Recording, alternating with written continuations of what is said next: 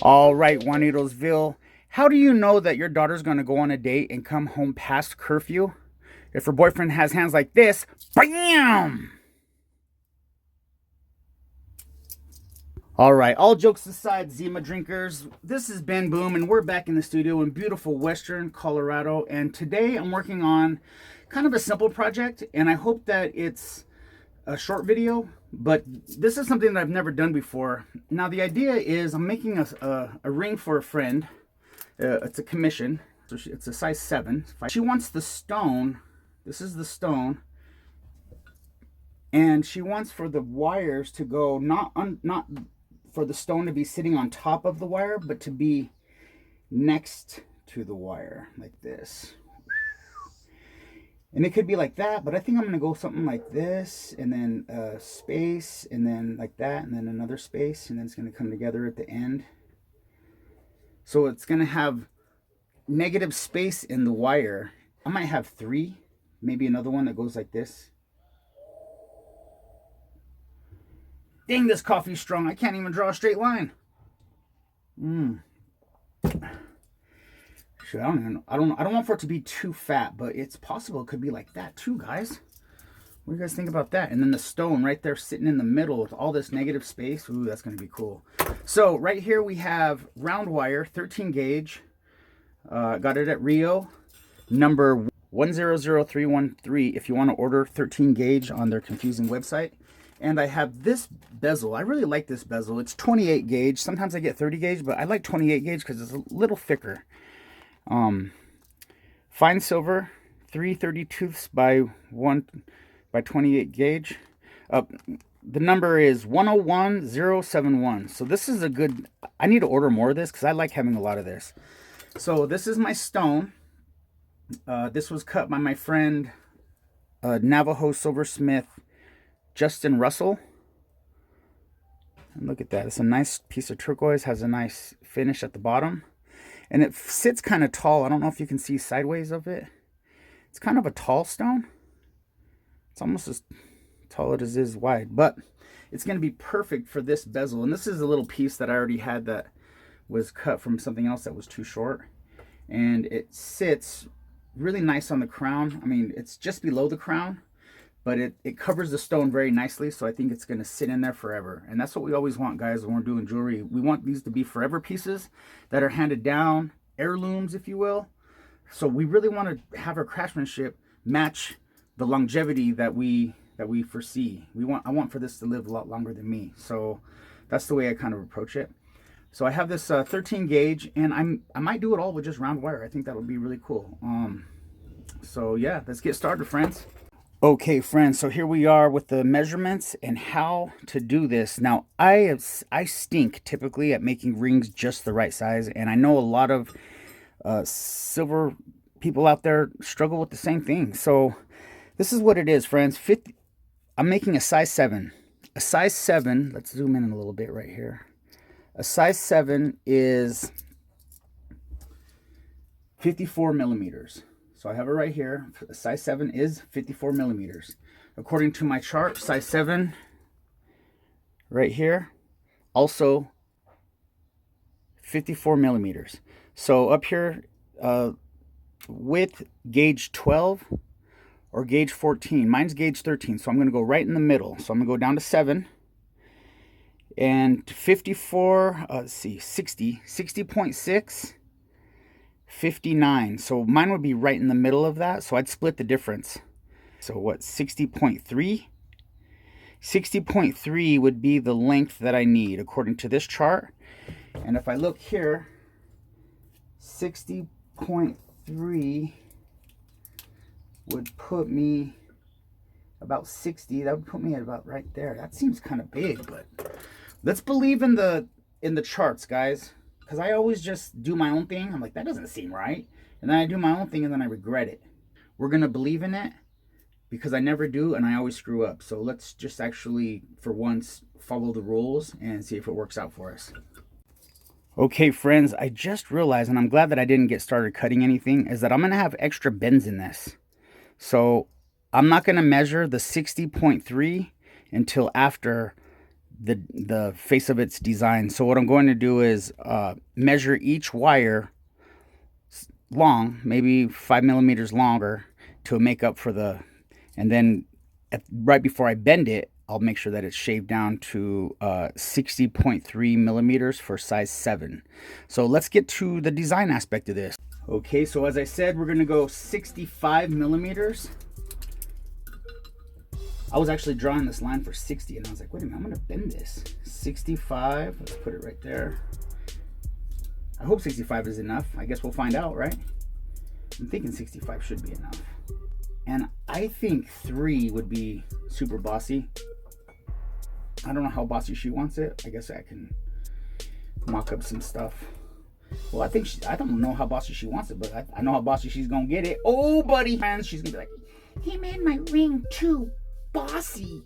I just feel like a queen in this ring. I don't like it. Said no lady ever. 1, 2, 3. Let the fun commence. All right, friends, right here, Juanitosville, we have a piece of scrap. I believe this is 24 gauge. If you have a big bezel and you use 24 gauge, that back's going to warp. Dang, I am not good at small, tiny settings. And I'm going to put my stone where it goes so that I don't accidentally lose it. And we're going to move over to the soldering block. Okay, freedom fighters, we are here. I have the bezel, but right here we're going to go a little flux and get a tiny piece of hard solder. Oh, it's on there. Okay.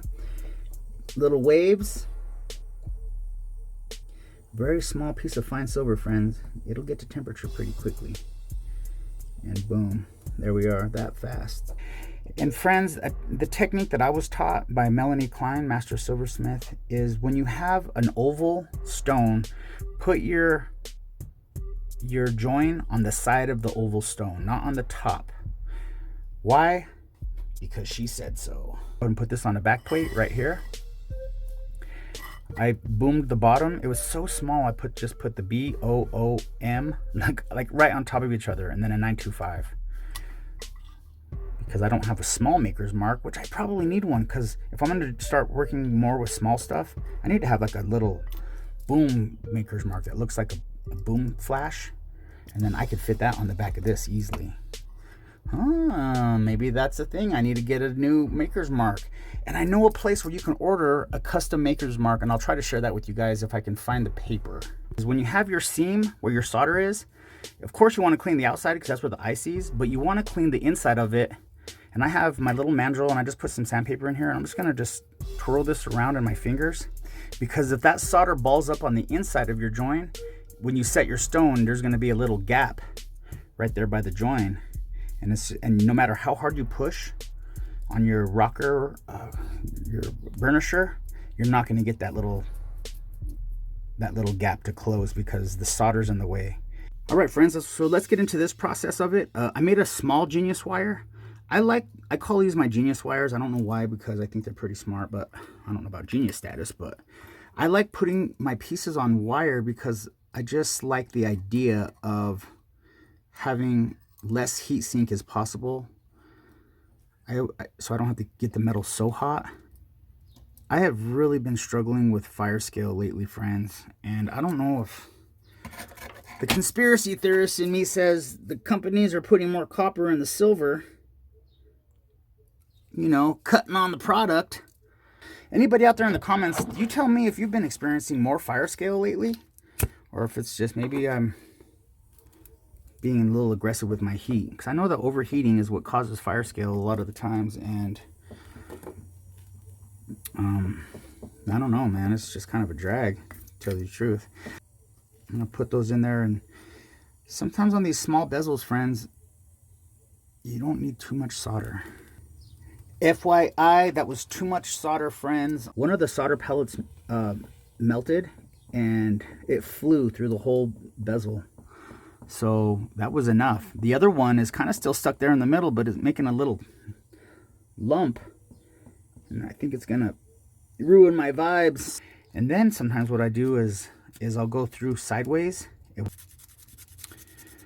Yes, I don't know if you guys can see that. I'm just going to show you guys. You guys can see where it's kind of shiny. See how it's kind of shiny right there on the rim? And that is because I sanded right, and I want for it to have a little bit of a slope all the way around. And that's going to make your finished product look just so much better. Hot children in the city, running wild, looking pretty.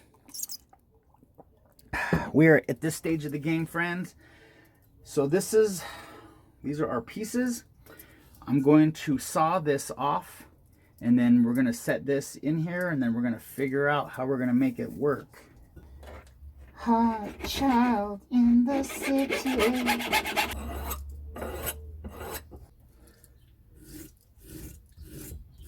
Now my piece of hobo sandpaper, I just kind of sand it once I get it pretty close to flush with the bezel.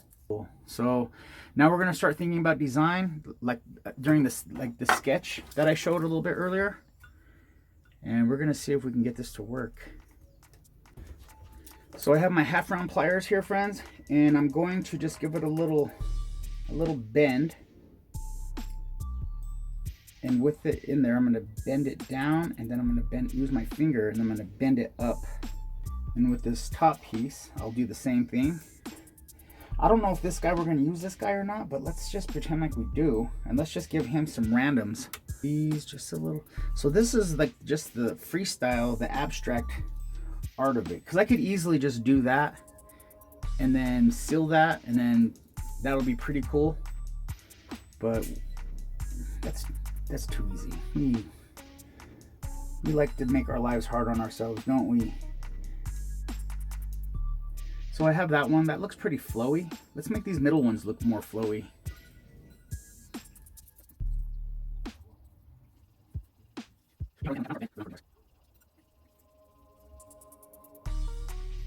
Something like that. Friends, we want dramatics. Let's bring the drama. That's looking pretty cool. I'll buy that at the dollar store for 99 cents. All right, Juanitosville, after some work with my pliers, these pliers and my flat nose pliers, I mostly use my flat nose pliers, but I try to get these three ends. As you can see, I put marker, so one of them doesn't actually flip or get twisted, and I know where it goes. I put these three so they kind of touch a little bit more at the end, a little bit flatter towards the end. These ones also a little bit flatter towards the end, so that when I throw solder on there, they're not meeting like this. I want them to meet like this. Let's go. Okay, chill billies, we have it going right here, and I think we're ready to throw some solder on this bad boy. Let's look and make sure that we're at 60 millimeters. That we have at least 60.3 millimeters, and it looks like we have about 63, 64. So those bends didn't change the length of it too much. You'd think of those that much of a bend in them would make them quite a bit shorter, but we're still well over 60, so we're gonna go ahead and feel good about that. Oops. And then we're just gonna hit it, man. I want to take. Hold on, guys. I gotta bring you guys up a little higher because you guys are so close to the fire. You're gonna burn your corneas. Let's go hard solder. Focus on this side first. I'm ready here just in case I need to throw a little pinch on it, but I don't think I will. I'm gonna turn my heat up a little bit. It's responding. The solder is responding, friends. Let's be prepared to throw a little pinch on it if we need to. Go back and go into the groove. Get into the groove, boy. Sorry. All I wanna do is have some fun. Dun, dun, dun, dun, dun, dun. I'm not the only one. Sorry, guys. Sorry. I can't listen to music because I don't want a copyright infringement on my YouTube video, so I have to play my own music. Usually you guys know I make the beats for my videos because of that, for that reason. I used to make a lot of beats. Still do, actually. Now I make beats for jewelry. I used to make hip-hop beats. In fact, last night, opened up for Busy Bone. Busy Bone came to town. You guys know Bone Thugs and Harmony. It's the first of the month. Get up, get up, get up. There we go. There we go. There we go. I'm cool with that. Now moving on to the other side. I told you. I told you so, friends. I told you. By the way, I hope my rings aren't too distracting. I want to have fun with you guys, and each one of these rings has its own story, just like the jewelry you guys make. Okay, Peter Pipers, we have the bezel in there. I want that bezel to fit nice and tight, so when I put my solder, and like I said, I've never done this before. I don't really know what I'm doing, to be honest, but I put it in there like I want it, and then I squeeze. There we go. That's how I want it. Nice and flush at the bottom, flushish. And I was thinking it would be cleaner if I put the solder at the bottom. So I got my Genius wire here, so my bezel will not be touching the block. We're going super huge drops of flux.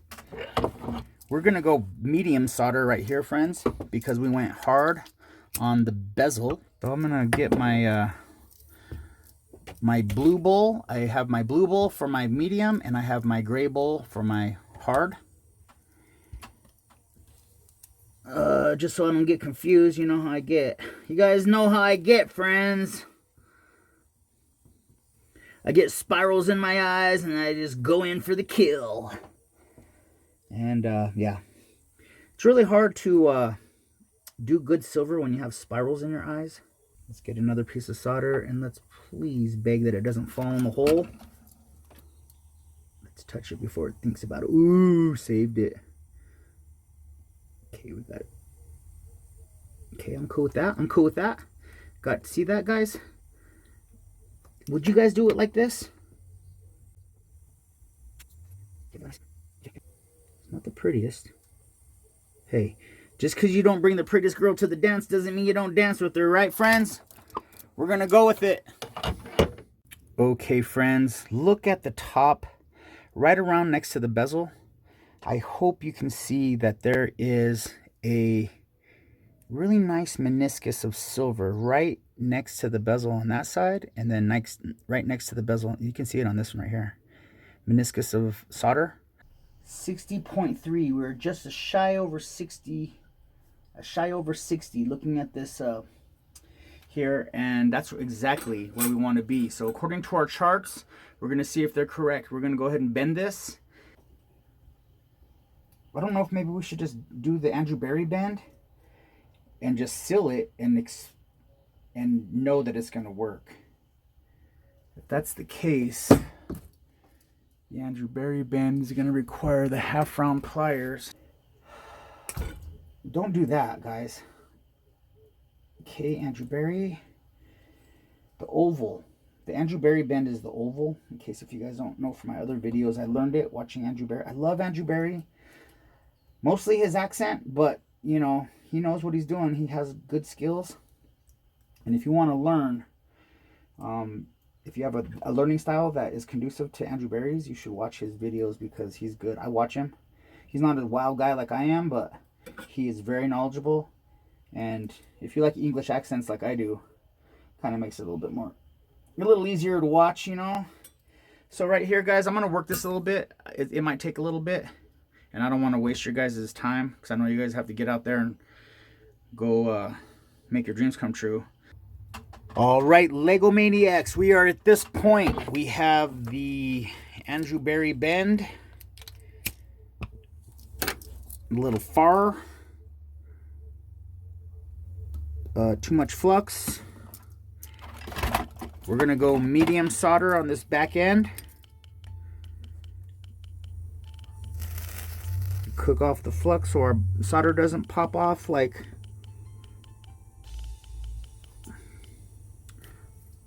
popcorn, I guess. Pop.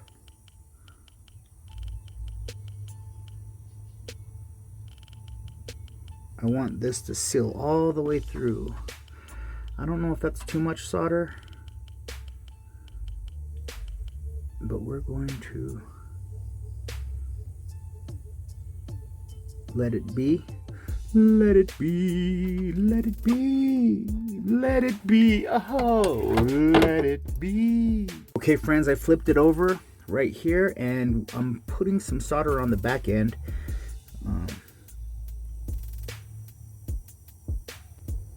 That was kind of reckless. Like doesn't like it. Let's work underneath. See how that solder is just starting to kind of sink into that seam? Move it over. That looks pretty good. I'm gonna get a tiny, try to find the smallest piece of solder I have in my solder bowl here. Here's a little guy. Just for this little piece of seam right here. Let's heat it from this end. Let's put my tweezers down, grab my solder pick, don't burn my own hand. Solder's responding. Let's get right into that seam. Right into the seam. I realize that you can't hear what I'm saying when I whisper. Okay, cool. I'm cool with that. I can clean that. So there we go, friends. Let's see what it looks like. Let's clean it up and give you guys a gander. Needlesville, before cleaning it up, actually, while it's still in this bend, let's see if we're at a size 7. Put it on our mandrel.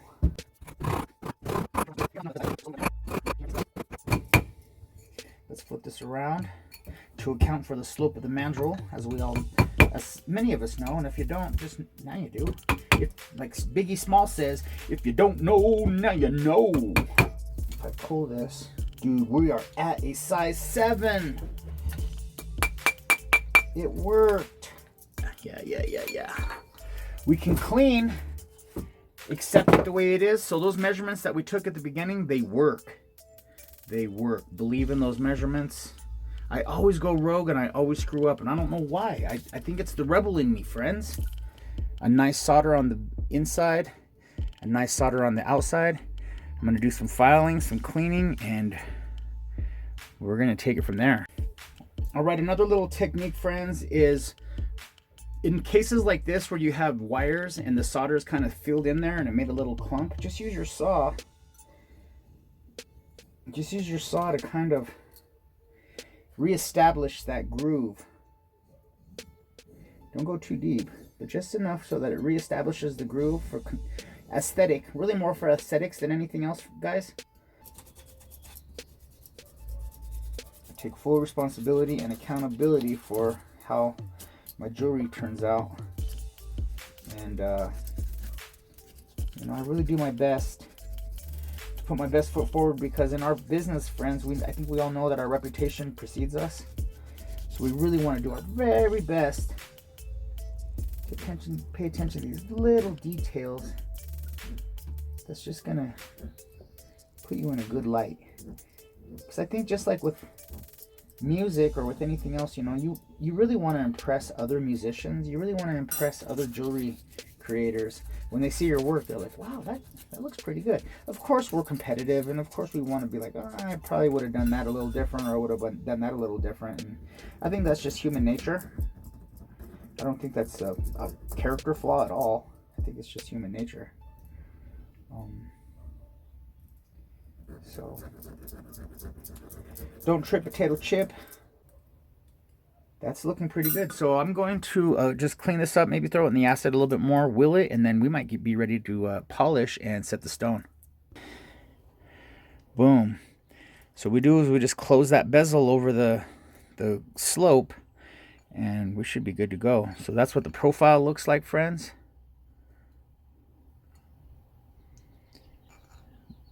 Oh, that's a cool ring.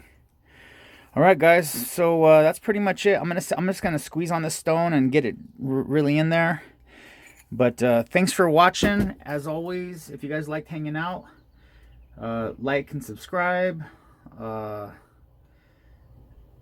and join me for the next challenge, guys. This was pretty cool. I hope that the client enjoys this. It's a really awesome ring. I might make more of these. I bet these are fun. I bet these would probably sell easy, like if you had a little pop-up shop or something. I bet these would sell pretty easily, because they're just so cool. All right, guys, I'm out. I'm Benny. Peace.